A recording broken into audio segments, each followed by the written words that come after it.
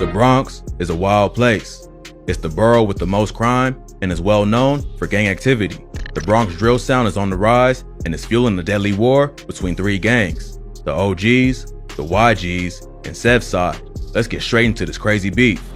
Brooklyn was getting attention for its drill scene, but the Bronx is coming with a whole new sound that's starting to make waves. Kay Flock is one of the hottest rappers from the Bronx right now, racking up millions of plays on songs like Being Honest and PSA. Bronx drill may have the same bass lines and hard flow as Brooklyn and UK drill, but it has its own unique sound that's influenced by classic New York hip-hop. Most of the beats have classic samples laced in with distorted 808s that gives the music a different vibe than drill from other areas. Kay Flock has been riding away with his new sound and has been building a buzz over the past few months. But his come up ain't just been all success. He also suffers from the pain and loss that comes with the street life, losing many friends to gun violence. Kay Flock hopped off the curb at a young age and was on the block at like 12 years old.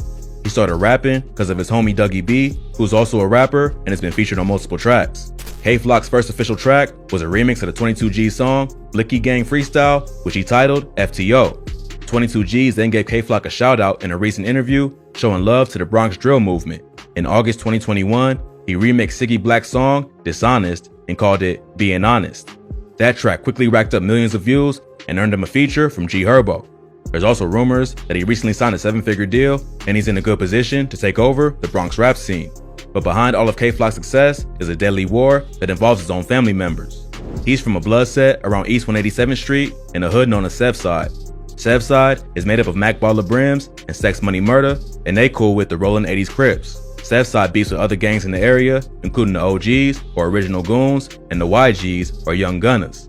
At first, these two was the same gang and controlled a few different projects around Cortlandt Ave, not far from Sevside. But one of the founders of the YGs crossed over another top member, so the dudes in his hood split off to form the OGs. Today, the YGs are one of the most hated gangs in the Bronx, and they beef with almost everyone. One of the YG's main rappers, named D-Thang, is Kay Flock's blood cousin. The two rappers have been dissing each other back and forth. D-Thang shocked the whole hood by dropping a Chicago-style drill track called Talking Facts, where he disrespects dead ops from damn near every gang the YG's beef with. But the beef ain't start with rap. It began with multiple murders, followed by threats in music and on social media. In July 2021, a 19-year-old rapper who went by the name Ty Swish was shot in the head in the lobby of his apartment building. He ran outside after getting shot, but had been hit in the eye and quickly collapsed. A family friend and her two kids found him unconscious outside the building. He was rushed to the hospital, but he was dead at the scene. Witnesses say the gunman fled in a dark-colored four-door sedan, but was never identified. Friends and neighbors said Ty Swish was a good kid who never got in trouble, but he was allegedly from Sex Money Murder, and they would quickly even the score for his death. A few days later, 13-year-old Jarian Elliott was chased down and killed outside the Angels Cafe in the Belmont neighborhood of the Bronx. Jarian just graduated from junior high and was turning 14 later that month. But even though he was young, he already claimed to be from the Rollin' 80s Crips. He had already got arrested 8 times for robbery and assault and spent time in juvie. A friend of Jarian's said the Crips put him on when he was 10 years old and that she tried to warn him about the lifestyle, but he ain't listen. The murder was captured on surveillance footage and showed Jarian walking down the street with a friend. A black sedan is seen driving up alongside him, then coming to a stop. A masked shooter then hops out and shoots at both of them. His friend ran away, but Jarian falls and then crawls into a local cafe. He got shot in the legs and the chest and was rushed to the hospital, but later pronounced dead. Police think Jarian's death was payback for killing Ty Swish. They don't know if he was the killer, but they believe he was there at the time of the murder.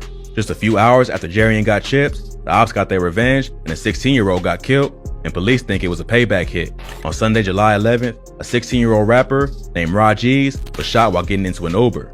Rod G's was from the 800 YGs, and the shooting is believed to be retaliation for the murder of Jarian Elliott. Rod G supposedly made fun of Jarian's death on social media right after it happened, and the get back was immediate. He was on his way to the studio when 2 men on scooters pulled up and started dumping shots into his Uber. The whole thing was captured on the driver's dash cam and quickly went viral on social media. The rapper got shot once before, but survived. His mom said he was trying to turn his life around and was focusing on his music career, but he didn't get that chance and instead became another casualty in this deadly war.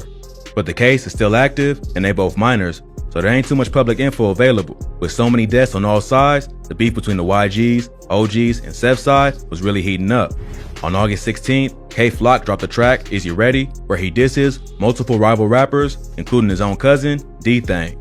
In the first verse, he says, Boy, ask my ops, it could get ugly. I could do shh like Ice did Sonny. This is referring to the classic film Paid in Full. In the movie, Mitch, one of the main characters played by Mekhi Phifer, has a younger brother who gets kidnapped for ransom. Mitch tries to get the money, but he gets killed by Rico, played by Cameron, who steals the drugs to pay Sonny's ransom. Sonny gets killed as a result, and come to find out, he was set up by his own uncle, Ice, who was mad at Mitch for kicking him out of the house. So in this bar, K-Flock sends a shot directly to his own cousin, D-Thang, and lets him know he's not above setting him up. The song was big in New York and even got played on Hot 97, so you can probably guess how the ops felt about this. D-Thang quickly hopped on social media and gave his thoughts on the bar, saying, "Can't wait to see Auntie now." A few weeks later, another Rollin' 80s member who was affiliated with K-Flock got murdered broad day. The victim was 16-year-old rapper Nas Rolla. He was killed after two men hopped out of a Honda Accord and popped him in the head and chest in Southside's hood. Police said that Nas Rolla had a long criminal history and got arrested 18 times already, including 10 felonies dating back to May 2017. He was recently arrested for gun possession and was fighting 3 other open gun cases. After his death, D-Thang would hop on Instagram and sneak diss Nas Rolla, who was his cousin K-Flock's right-hand man, suggesting he might have got set up. Right around the same time Nas Rolla was killed, D-Thang dropped Talk Facts, which is pretty much the Bronx version of Who I Smoke, where he disses all his ops, both alive and dead. On the track, he samples the song Somebody That I Used to Know by Gautier and throws a sub at a different op in almost every bar. Some disses include Dougie got shot, but he's still in recovery, sending shots at K-Flock's homie, Dougie B. He also says, "Come on, CJ, you see me when I ain't see you. You ain't even make a move. So how the when you see me, you gon' shoot." In this bar, he takes shots at another rival rapper from Cortland who dissed D-Thang on the track Kidnap Who after D-Thang said he was gonna kidnap Booba Savage, who was also featured on the track.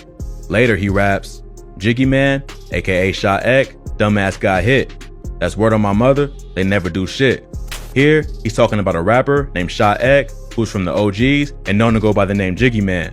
So, it looks like Bronx Drill is following the same pattern as Chicago and the UK. Rappers diss each other in songs, then follow it up with real violence. What's really crazy is that a lot of them are under 18 and still in high school, so really, they don't fully understand the consequences that come with the lifestyle they live in. Hopefully, they're paying attention to how hot it's getting in O-Block and they cool it down before it's too late. But with so many lives lost on both sides, it's hard to see an end in sight.